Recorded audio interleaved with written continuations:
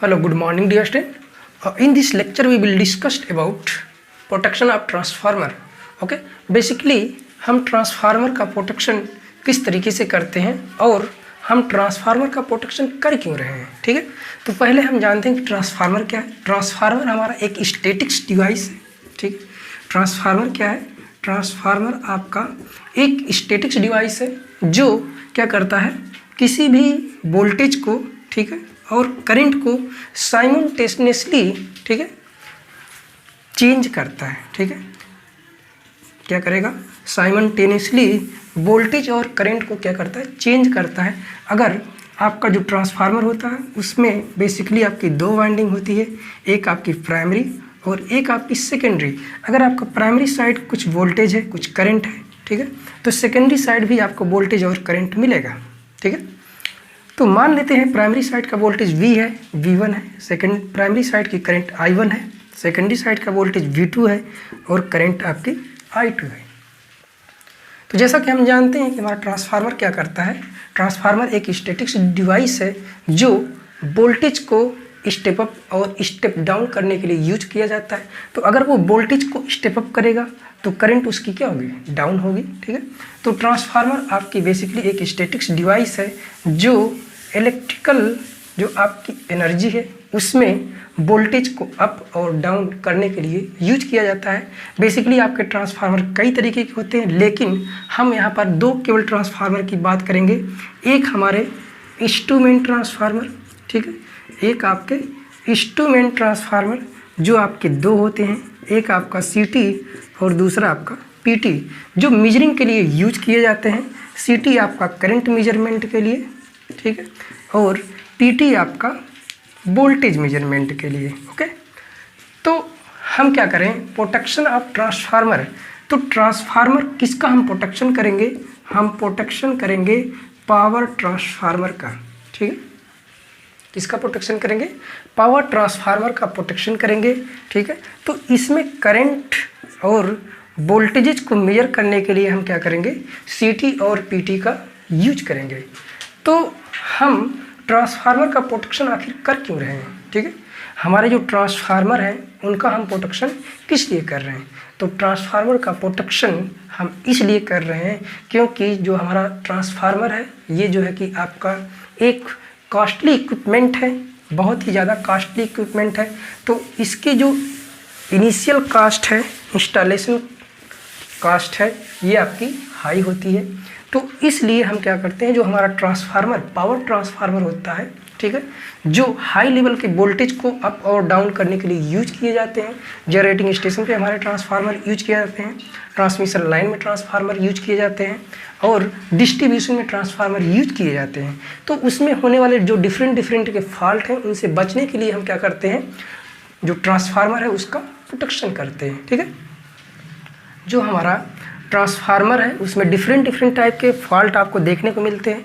जैसे आपका over heating है, वाइंडिंग फॉल्ट है, ओपन सर्किट फॉल्ट है, थ्रो फॉल्ट है, ओवर फ्लक्सिंग है. ठीक है, ये आपके कुछ फॉल्ट हैं जो आपके ट्रांसफार्मर में. कौन सा ट्रांसफार्मर, जो आपका पावर ट्रांसफार्मर है. ठीक है, जो आपका पावर ट्रांसफार्मर है इसमें आपकी ये डिफरेंट टाइप के फॉल्ट देखने को मिलते हैं. ठीक है, तो इन जो आपके फॉल्ट हैं इनसे बचने के लिए हम क्या करते हैं, ट्रांसफार्मर का बेसिकली प्रोटेक्शन करते हैं, जिससे जो हमारा फॉल्ट है उसके आने से पहले ही हमारी जो ट्रांसफार्मर है वो सर्किट ब्रेकर के माध्यम से पूरी तरीके से आइसोलेट कर दिया जाता है. ठीक है, तो पहले हम बात करेंगे कि इसके बारे में जो हमारा फॉल्ट है. ठीक है, फॉल्ट में पहला हमारे पास फॉल्ट है क्या, ओवर हीटिंग. ठीक है, पहला फॉल्ट हमारा है ओवर हीटिंग. तो ओवर हीटिंग क्यों होता है, ओवर हीटिंग होने के लिए आपका क्या है, आपका जो ट्रांसफार्मर है उसमें उस पर जो लोड है वो ज़्यादा होता है. ठीक है, तो ड्यू टू ओवरलोडिंग, जब ट्रांसफार्मर को उसके रेटेड वैल्यू से ज़्यादा जो है कि लोड पर जब यूज करते हैं तो उसमें जो आपकी वाइंडिंग है उसमें उसके रेटेड वैल्यू से एक्सेस अमाउंट में करंट फ्लो होती है. ठीक है, एक्सेस अमाउंट में क्या होगी, करंट फ्लो होगी. तो जो आपकी एक्सेस अमाउंट में करंट फ्लो होगी तो उसकी वजह से इसमें ओवर हीटिंग होगी. ठीक है, जब ओवर हीटिंग होगी इसमें तो due to the over heating, ठीक है, इसमें आपकी जो वाइंडिंग है वो आपकी हीट होगी। तो जब आपकी वाइंडिंग हीट होगी तो उसकी वजह से आपका जो आयल है वो आपका क्या होगा, गर्म होगा, जिसकी वजह से आपका आयल कंजर्वेटर की तरफ जो है कि एक्सपेंड होता है due to the over heating. ठीक है, तो आपका क्या होता है, इसकी वजह से जब आपका ओवर हीटिंग होगा तो आपका उसमें जब आपका ट्रांसफार्मर ज़्यादा हीट होने लगता है तो ऑटोमेटिकली हम उसमें सिस्टम जो है कि ऐसा जनरेट करते हैं, सॉरी ऐसा सिस्टम उसमें लगाते हैं कि जैसे ही आपका ट्रांसफार्मर ओवर हीट होने लगेगा तो उसके लिए क्या होगा, आपका जो कूलिंग अरेंजमेंट है वो ऑटोमेटिकली ऑन होगा। जैसे आप फैन लगा है, ठीक है, जो आपके रेडिएटर हैं उनको कूल करने के लिए, जो आपका ट्रांसफार्मर है उसके आयल को कूल करने के लिए हम क्या करते हैं, साइड से फैन लगाते हैं। जो हमारे हाई रेटिंग के ट्रांसफार्मर होते हैं, जैसे आपका कोई 5 MVA का ट्रांसफार्मर है, 10 MVA का ट्रांसफार्मर है, ठीक है, 20 MVA का ट्रांसफार्मर है, तो इन ट्रांसफार्मर्स को हम जो है कि ओवर हीटिंग से बचाने के लिए क्या करते हैं, उनके साइड से जो आपका ट्रांसफार्मर जब ज़्यादा हीट होता है तो उस हीटिंग से बचाने के लिए साइड से हम क्या करते हैं, फ़ैन लगाते हैं। जब आपका ट्रांसफार्मर हीट होना स्टार्ट करता है तो वो ट्रांसफार्मर के जो साइड से फ़ैन लगे हैं वो ऑटोमेटिकली ऑन होते हैं। जब वो ट्रांसफार्मर के आपके साइड वाले जो फ़ैन ऑटोमेटिकली ऑन होते हैं तो ट्रांसफार्मर को कूलिंग प्रोवाइड करते हैं। जब वो ट्रांसफार्मर को कूलिंग प्रोवाइड करते हैं तो जो आपका ट्रांसफार्मर का आयल है वो बहुत जल्दी आपका कोल्ड होता है। ठीक है, तो जिसकी वजह से आपका अगर आपका ये जो कूलिंग अरेंजमेंट है, ठीक है, जो कूलिंग अरेंजमेंट आप ट्रांसफार्मर के रेडिएटर को प्रोवाइड करते हैं, अगर आपका ये कूलिंग अरेंजमेंट क्या होता है, फेल होता है। ठीक है, अगर आपका ये कूलिंग अरेंजमेंट आपका फेल होता है तो उस केस में आपका क्या होगा, ट्रांसफार्मर ओवरहीट होगा।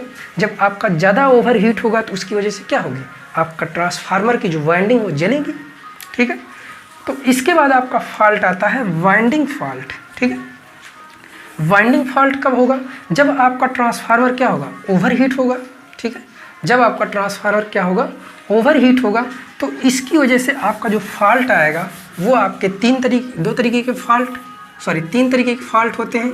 एक तो आपका पहला fault phase two phase fault, और दूसरा आपका है फेज टू अर्थ फॉल्ट, और तीसरा फॉल्ट है आपका इंटर्म फॉल्ट। ठीक है, तीसरा फॉल्ट है आपका इंटर्म फॉल्ट। तो जो वाइंडिंग आपका फॉल्ट है, जो वाइंडिंग में आपका फॉल्ट हो रहा है, आपकी फेज टू फेज फॉल्ट हो रहा है, इसका मतलब ये है कि दो वाइंडिंग आपस में शॉर्ट सर्किट हो रही हैं। ठीक है, फेज टू फेज फॉल्ट ये रिप्रेजेंट कर रहा है कि आपकी दो वाइंडिंग आपस में शॉर्ट सर्किट हो रही हैं, जिसकी वजह से आपको जो वाइंडिंग है उसमें फॉल्ट देखने को मिल रहा है। ओके, नेक्स्ट आपका है कि अगर आपकी कोई वाइंडिंग एक फेज है वो आपका अर्थ हो रहा है, इसकी वजह से आपको वाइंडिंग में फॉल्ट देखने को मिलेगा। और तीसरा आपका फॉल्ट है इंटर्म फॉल्ट। ठीक है, तो इंटर्म फॉल्ट क्या है, जो आपके वाइंडिंग की गई है उसके टर्म जो है कि आपस में शॉर्ट सर्किट हो गए हैं, इसकी वजह से आपको जो फॉल्ट देखने को मिलेगा उस फॉल्ट को हम कहते हैं इंटर्म फॉल्ट।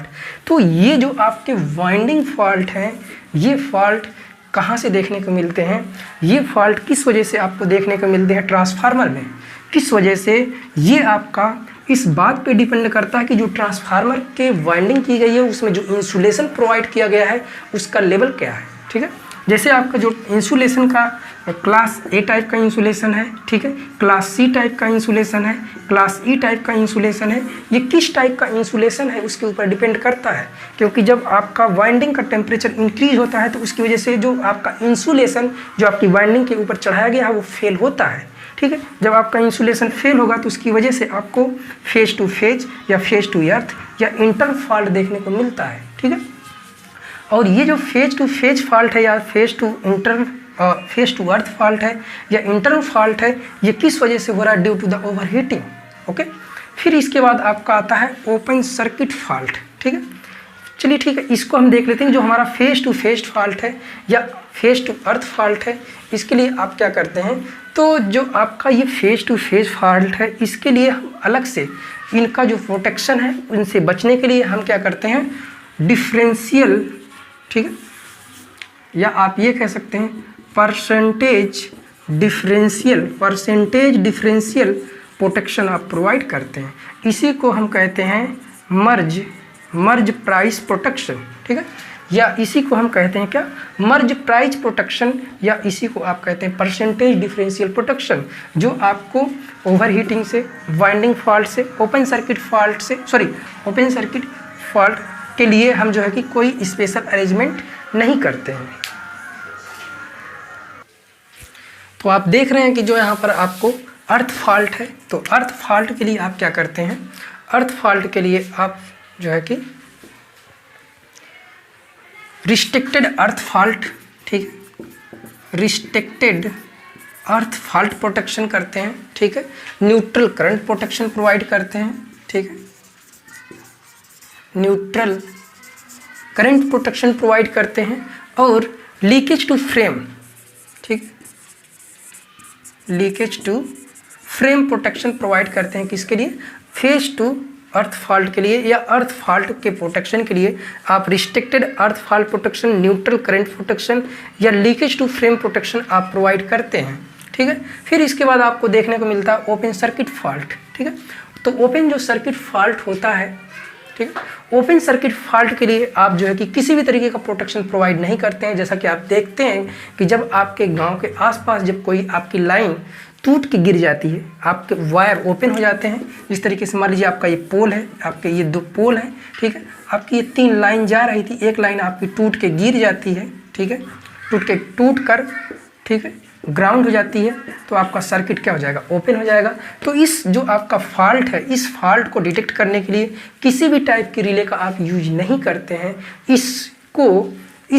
इसके लिए जो आपका ये ओपन सर्किट फॉल्ट हो रहा है, इसके लिए आप क्या करते हैं, जो आपका सर्किट ब्रेकर है उसको मैन्युअली ऑपरेट करके ट्रांसफार्मर को आइसोलेट करते हैं, ठीक है। तो आपका ओपन सर्किट जो फॉल्ट है, इसके लिए आप क्या करते हैं, मैन्युअली आप जो है कि सर्किट ब्रेकर को ओपन करते हैं, ठीक है। इसके बाद आपका है थ्रो फॉल्ट, ठीक। इसके बाद आपका क्या है, थ्रो फॉल्ट। तो जो थ्रो फॉल्ट है, ठीक है, थ्रो फॉल्ट ये आपका एक्सटर्नल फॉल्ट है, ठीक है, एक्सटर्नल फॉल्ट है। देखिए ओवरहीटिंग, वाइंडिंग फॉल्ट, ये आपका क्या है, ये आपका फॉल्ट है आपके वाइंडिंग के अंदर का, ओवरहीटिंग की वजह से हो रहा है, आपका वाइंडिंग के फॉल्ट होने की वजह से हो रहा है। और जब कोई आपका ओपन सर्किट फॉल्ट हो गया है, तो उसके लिए आप क्या करते हैं, ट्रांसफार्मर को मैन्युअली ऑपरेट कराते हैं, मैन्युअली आप उसको डिस्कनेक्ट करते हैं। और थ्रो फॉल्ट आपका एक्सटर्नल फॉल्ट है, ठीक है, थ्रो फॉल्ट आपका कैसा फॉल्ट है, एक्सटर्नल फॉल्ट है। इसके लिए, ठीक है, इसके लिए आप जो है कि जो आपका परसेंटेज डिफरेंशियल प्रोटेक्शन है, ठीक है, परसेंटेज डिफरेंशियल प्रोटेक्शन है, ये आपका काम नहीं करता है, ठीक है, क्योंकि जो परसेंटेज डिफरेंशियल प्रोटेक्शन है ये क्या करता है, दो जो आपकी क्वांटिटीज है, ठीक है, दो जो आपकी क्वांटिटीज हैं उसमें आपका जो है कोई चेंज आएगा, उसकी मैग्नीट्यूड में चेंज आएगा, तो उसकी वजह से ये रिले ऑपरेट होती है। लेकिन जब कोई आपका फॉल्ट एक्सटर्नल है, तब ये आपका डिफरेंशियल प्रोटेक्शन काम नहीं करेगा। इसके लिए आप क्या करते हैं, ओवर करंट रिले का यूज करते हैं, ठीक है। इसके लिए क्या करते हैं, जो आपकी ओवर करंट रिले है इसका आप यूज करते हैं, ठीक है, जीरो सीक्वेंस का यूज करते हैं, जीरो सीक्वेंस का यूज करते हैं, जीरो सीक्वेंस प्रोटेक्शन करते हैं। और आपका जो नेगेटिव सीक्वेंस कंपोनेंट है, नेगेटिव सीक्वेंस कंपोनेंट प्रोटेक्शन करते हैं, ठीक है। ये आपका किसके लिए, थ्रो फॉल्ट है। जो आपका एक्सटर्नल फॉल्ट है, इसके लिए आप क्या करते हैं, over current relay, zero sequence protection, ठीक है, और आपका नेगेटिव सीक्वेंस प्रोटेक्शन, ये सारे प्रोटेक्शन आप करते हैं किसके लिए, जो आपका एक्सटर्नल फॉल्ट है या आपका थ्रो फॉल्ट है, ओके। फिर इसके बाद आपका ओवरफ्लक्सिंग। तो ओवरफ्लक्सिंग क्या है कि जब कोई आपका ट्रांसफार्मर आपका डिजाइन किया जाता है, तो वो ट्रांसफार्मर क्या करेगा, एक particular maximum flux density, flux आपका प्रोड्यूस करता है। तो उसमें आपका जो है कि V/F का रेशियो आपको क्या रहना चाहिए, कांस्टेंट रहना चाहिए। अगर आपका V/F का रेशियो जो है कि वेरी करता है, तो उसकी वजह से आपके ट्रांसफार्मर में फॉल्ट आता है, ठीक है। तो ये आपके थे फॉल्ट जो आपके ट्रांसफार्मर में देखने को मिलते हैं, ठीक है। अब हम ये देखेंगे किस तरीके से हम अपने ट्रांसफार्मर को प्रोटेक्ट करेंगे, ओके। और जब ट्रांसफार्मर का प्रोटेक्शन करते हैं तो हमारे ट्रांसफार्मर किस टाइप के होते हैं? तो ट्रांसफार्मर आपका एक तो स्टार टू स्टार होगा, स्टार टू डेल्टा होगा, ठीक है, डेल्टा टू डेल्टा हो गया, ठीक है, डेल्टा टू डेल्टा हो गया या डेल्टा टू स्टार हो गया। यही आपके 4 टाइप के ट्रांसफार्मर होते हैं जो आपके पावर ट्रांसफार्मर हुआ करते हैं, ठीक है। तो इन पावर ट्रांसफार्मर को आप किस तरीके से प्रोटेक्ट करेंगे, इसके लिए सबसे पहले हम ये देख लेंगे कि वो आपका जो कनेक्शन होता है वो किस तरीके से होता है। तो जो आपकी ट्रांसफार्मर की वाइंडिंग होती है कुछ इस तरीके से होती है, आपकी ए वाइंडिंग मान लीजिए, आपकी एक वाइंडिंग, दूसरी वाइंडिंग, तीसरी वाइंडिंग। अब आपको इस वाइंडिंग को स्टार बनाना है तो सिंपली आप क्या करेंगे, इसको आपस में शार्ट कर देंगे, ठीक है। जो आपका इसका इंड टर्मिनल है उसको आपस में शार्ट कर देंगे, क्योंकि आप देखते हैं कि जो आपका स्टार कनेक्शन होता है कुछ इस तरीके से होता है, आपका आर वाई बी, एक बाइंडिंग आपकी इसमें, दूसरी बाइंडिंग इसमें, तीसरी बाइंडिंग इसमें। तो ये मान लीजिए आपकी A1 A2, ये आपकी B1 B2 और ये आपकी C1 C2। ये आपका इस तरीके से कनेक्शन बनता है किसका, स्टार का, ठीक है। अब इसी तरीके से हम देख लेते हैं कि डेल्टा किस तरीके से बनेगा, ठीक है। ये मान लीजिए आपका A1, ये आपका A2, ये आपका B1 और ये आपका B2, ये आपका C1 और ये आपका C2। तो जब आप इसको डेल्टा बनाएंगे, ये आपका क्या कौन सा कनेक्शन है, ये आपका स्टार कनेक्शन है, ठीक है। अब हम इसको हम डेल्टा बना रहे हैं, तो डेल्टा बनाने के लिए आप क्या करेंगे, इसको इससे कनेक्ट करेंगे, इसको इससे कनेक्ट करेंगे और जो ये वाला टर्मिनल है इसको इससे कनेक्ट कर देंगे, ठीक है। तो ये वाला जो पोर्शन आपका निकल आएगा ये आपका 1 2 3 फेज होंगे, ठीक है। देखिए इसको किस तरीके से, ये आपका डेल्टा बन गया, ठीक है, ये आपका डेल्टा बन गया। तो यहाँ पर आपकी A1 से कौन सी वाइंडिंग, ये आपका मान लीजिए आर वाई बी, ठीक है, ये आपका आर वाई पी, ठीक है।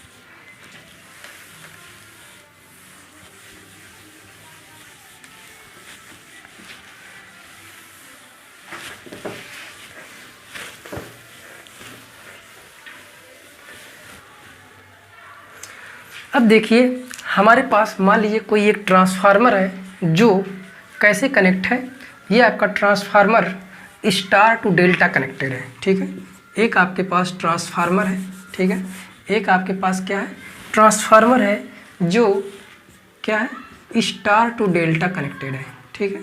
स्टार टू डेल्टा कनेक्टेड आपके पास क्या है, पावर ट्रांसफार्मर है, ठीक है। ये आपके पास एक पावर ट्रांसफार्मर है जो स्टार टू डेल्टा कनेक्टेड है, ठीक है।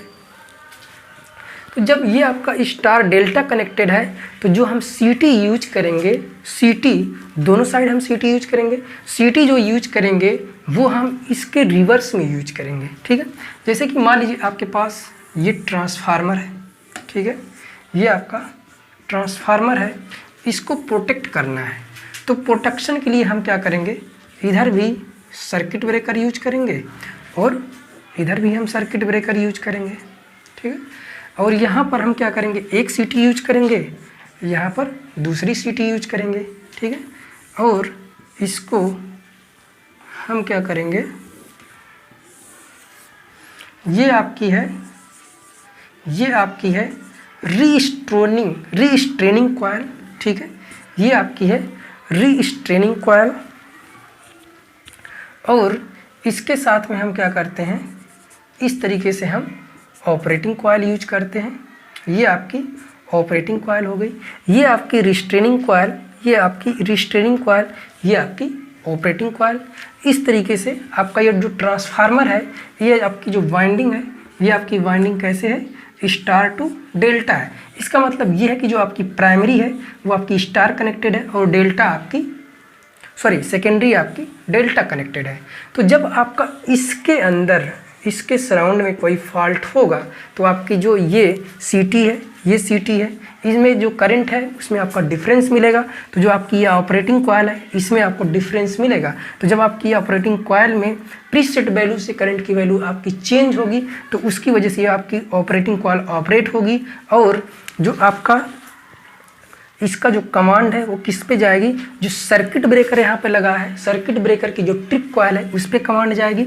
तो ये सर्किट ब्रेकर के ट्रिप कॉइल को क्या करेगा, एनर्जाइज करेगा, जिसकी वजह से सर्किट ब्रेकर आपका क्या होगा, ओपन हो जाएगा इन केस ऑफ फॉल्ट। ठीक है, तो ये आपका होता है बेसिक कि किस तरीके से आप किसी भी ट्रांसफार्मर को क्या करते हैं, प्रोटेक्ट करते हैं। ठीक है, अब हम एक ट्रांसफार्मर को देखेंगे कि किस तरीके से हमारा ट्रांसफार्मर प्रोटेक्ट होगा। ओके, देखिए मान लीजिए आपके पास ये ट्रांसफार्मर है। ठीक है, ये आपकी ट्रांसफार्मर की वाइंडिंग है।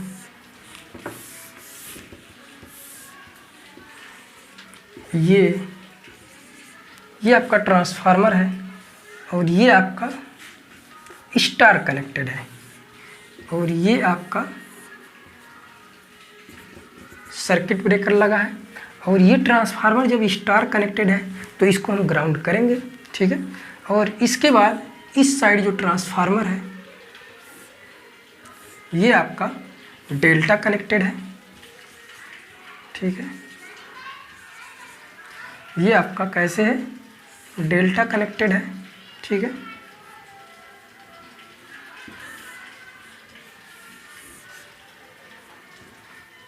ये आपका डेल्टा कनेक्टेड है। ठीक है, और इसका जो सर्किट ब्रेकर, इस साइड जो सर्किट ब्रेकर है वो सर्किट ब्रेकर ये है। ठीक है, ये आपका सर्किट ब्रेकर ये है, ये सर्किट ब्रेकर ये है। ये आपकी जो वाइंडिंग है ये आपकी स्टार कनेक्टेड है और ये आपकी डेल्टा कनेक्टेड वाइंडिंग है। ठीक है, ये आपकी स्टार कनेक्टेड, ये आपकी डेल्टा कनेक्टेड है। तो आपकी इधर से जो सप्लाई आ रही है, ठीक है, ये आपकी आर वाई बी, और इधर जो आपकी सप्लाई निकल रही है, ठीक है, ये भी आपकी आर वाई बी है। तो यहाँ पर ये जो आपका स्टार कनेक्टेड है, ये आपका डेल्टा कनेक्टेड है। तो इसके साइड जो आपकी सीटी यूज होगी वो आपकी सीटी कैसे होगी, डेल्टा कनेक्टेड होगी। ठीक है, तो मान लीजिए आपकी एक सीटी ये है, एक सीटी ये है, एक सीटी ये है। तो इसको हमको कनेक्ट कैसे करना पड़ेगा, डेल्टा में कनेक्ट करना पड़ेगा। ठीक है,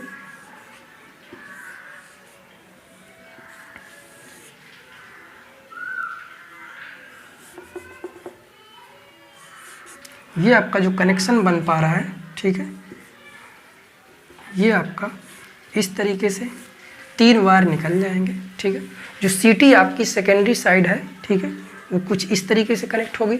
ये आपका स्टार कनेक्टेड है। ये आपका जो ट्रांसफार्मर का एरिया है, ठीक है, ये जो आपको एरिया हम डॉटेड लाइन से शो कर रहे हैं, ये आपका है पावर ट्रांसफार्मर। ठीक है, ये क्या है, आपका पावर ट्रांसफार्मर। अगर आपके इस ट्रांसफार्मर में कोई फॉल्ट आता है तो उसके प्रोटेक्शन के लिए हम क्या कर रहे हैं, मर्ज प्राइस प्रोटेक्शन प्रोवाइड कर रहे हैं। देखिए मर्ज प्राइस प्रोटेक्शन हम कब लगाते हैं, जब आपका कोई फॉल्ट सीवियर होता है, ठीक है, तो उसको डिटेक्ट करता है आपका मर्ज प्राइस प्रोटेक्शन। लेकिन अगर कोई आपका नॉर्मल कोई फॉल्ट है तो उसके लिए हम ट्रांसफार्मर का जो प्रोटेक्शन है वो जो है कि बुखोज रिले से करते हैं। क्योंकि जो बुखोज रिले है, अगर आपका ट्रांसफार्मर का जो आयल है, ठीक है, वाइंडिंग में थोड़ा सा हीट हुआ तो उसकी वजह से ट्रांसफार्मर का आयल हीट होगा, जिसकी वजह से आपकी गैस बनती है। तो उसकी वजह से आपको अलार्म मिलता है कि आपका ट्रांसफार्मर हीट होना स्टार्ट हो गया है। लेकिन जब आपका ट्रांसफार्मर उससे ज़्यादा भी हीट होने लगता है तो उस केस में आपका क्या होता है, जो जो बुखोज रिले है वो आपको अलार्म देती है, किसके लिए, ट्रिप के लिए। ठीक है, तो जब इन केस ऑफ आपका बुखोज रिले आपकी जब फेल हो जाती है, या आप ये कह सकते हैं कि जब उससे ज़्यादा आपका जो है कि फॉल्ट होती है, उस कंडीशन में आपका जो है कि जो मर्ज प्राइस प्रोटेक्शन है, Merz Price protection of transformer, ये आप ऊपर आप ये नोट करेंगे, Merz Price protection, Merz Price protection of transformer. ठीक है, Merz Price protection of transformer. तो इसके लिए क्या करते हैं आप, जो आपका ये ट्रांसफार्मर की वाइंडिंग है उसके इस साइड आपने ये सर्किट ब्रेकर लगाया है, इस साइड आपने ये सर्किट ब्रेकर लगाया है। तो अगर इसके स्टेटर की वाइंडिंग, ये प्राइमरी वाइंडिंग है आपकी, ठीक है। प्राइमरी वाइंडिंग आपकी स्टार कनेक्टेड है तो सीटी आपकी उसके जस्ट अपोजिट लगाते हैं। ऐसा हम क्यों करते हैं कि जो हमारी सीटी है, जो हमारी आपका जो ट्रांसफार्मर की वाइंडिंग है उसके जस्ट अपोजिट लगाते हैं। ऐसा हम इसलिए करते हैं कि जो हमारा फेज डिफरेंस है, वो जो फेज का शिफ्टिंग है वो बैलेंस हो सके, ठीक है। नहीं तो हमारा जो ट्रांसफार्मर है उसमें हार्मोनिक्स आएगी, हार्मोनिक्स को भी बैलेंस करता है जब आप जो है कि उससे अपोजिट ट्रांसफार्मर की रिस्पेक्ट में, जैसे आपका ये आपका कैसे स्टार कनेक्टेड है तो जो सीटी आपकी कैसी होगी, ये आपकी सीटी डेल्टा कनेक्टेड होगी। ये ट्रांसफार्मर जो आपका सेकेंडरी वाइंडिंग है ये डेल्टा कनेक्टेड है तो आपकी इसकी जो सीटी यूज की जाएगी वो कैसे होगी, आपकी स्टार में होगी, ठीक है। देखिए ये आपकी सीटी कुछ इस तरीके से यूज की जाएगी। इसको भी आप ग्राउंड करेंगे, ठीक है। फिर ये जो आपके टर्मिनल निकल के आ रहे हैं वो आपके इस पे आएंगे, ठीक है। या आप इस वाले को इधर से ना ग्राउंड कीजिए, इसको इस साइड से ग्राउंड कर दीजिए, ठीक है। इसको इस साइड से ग्राउंड कर दीजिए, तब आप देख रहे हैं कि ये आपका इस तरीके से अरेंजमेंट बन पा रहा है। तो इस अरेंजमेंट को आप जब बनाते हैं तो इसके लिए आप ये देख रहे हैं कि ये आपका एक यहाँ से वायर निकलेगा, ये आपका आ रहा है, ठीक है। दूसरा आपका ये आ रहा है, इससे कनेक्ट होगा, ठीक है। और तीसरा आपका ये इस तरीके से आ रहा है, ठीक है। इस तरीके से आपका ये कनेक्ट होगा। तो आपने क्या किया, दोनों सीटी को आपस में इस तरीके से कनेक्ट किया और ये आपकी थी रीस्ट्रेनिंग कॉइल, ठीक है। ये आपकी है रीस्ट्रेनिंग कॉइल और इसकी रीस्ट्रेनिंग कॉइल ये है, ठीक है। और इसकी जो रीस्ट्रेनिंग कॉइल ये है, ठीक है। तो जो आप इसका इस तरीके से आप यूज करेंगे, ये देखिए यहाँ से आप निकालेंगे, ठीक है। ये हो गया, ठीक है। इसमें से निकालेंगे, ये हो गया। इसमें से निकालेंगे, ये हो गया, ठीक है। इसको आपस में क्या करेंगे, अब इसको आप ग्राउंड कर देंगे तो ये आपका कनेक्शन कैसे हो जाएगा। देखिए ये आपकी जो कॉइल है ये आपकी ऑपरेटिंग कॉइल है, ये आपकी ऑपरेटिंग कॉइल है, ठीक है। जो नीचे वाली आपकी कॉइल है ये आपकी ऑपरेटिंग कॉइल है और ये आपकी रीस्ट्रेनिंग कॉइल है, ठीक है। ये तीनों आपकी ऊपर वाली रीस्ट्रेनिंग कॉइल है और नीचे वाली जो आपकी कॉइल है ये आपकी ऑपरेटिंग कॉइल है, ठीक है। तो इस तरीके से आप क्या करते हैं, मर्ज प्राइस प्रोटेक्शन के लिए आपका जो सीटी इस साइड, इसके अगर इस साइड आपका स्टार कनेक्टेड है तो सीटी आपकी डेल्टा कनेक्टेड होगी। अगर ये आपका वाइंडिंग डेल्टा कनेक्टेड है तो सीटी आपकी स्टार कनेक्टेड होगी। तो इस तरीके से आपका ये जो प्रोटेक्शन है, ठीक है, ये जो आपका ये एरिया दिखाया जा रहा है, ठीक है, ये डॉटेड लाइन से, ये आपका है डिफरेंशियल परसेंटेज डिफरेंशियल प्रोटेक्शन, ठीक है, परसेंटेज डिफरेंशियल प्रोटेक्शन, ठीक है। ये जो आपका यहाँ पर स्कीम लगाई गई है ये परसेंटेज डिफरेंशियल प्रोटेक्शन है। तो इसकी वजह से आपकी जो करंट है वो आपकी सेम अमाउंट में जानी चाहिए, लेकिन आपका क्या होता है, अगर आपका जनरेटर होता या मोटर होता तो आपकी जो वाइंडिंग है, ठीक है, उसमें करंट आपकी सेम अमाउंट में जाती। लेकिन ये आपका ट्रांसफार्मर है तो ट्रांसफार्मर में आप जानते हैं कि अगर आपका वोल्टेज अप होगा तो करंट डाउन होगी, ठीक है। अगर मान लीजिए इस साइड आपकी करंट किसी अमाउंट में है, ठीक है, अगर इस साइड की करंट मान लेते हैं आपकी 10 किलो एम्पियर है तो इस साइड की करंट जो है कि अगर आपका इस साइड का वोल्टेज 33 kV है, ठीक है, और इस साइड की जो करंट है वो आपकी है 10 किलो एम्पियर। अगर इस साइड का जो वोल्टेज है वो आपका वोल्टेज मान लीजिए आपका 11 kV हो गया, तो जब आपका वोल्टेज 11 kV हो गया तो करंट की वैल्यू इससे बढ़ेगी। तो इसकी मान लीजिए करंट मान लेते हैं ऐसा, ये आपका स्टार कनेक्शन, इस साइड की करंट जो है कि आपकी ऐसा मान लेते हैं कि 30 किलो एम्पियर होगी, ठीक है।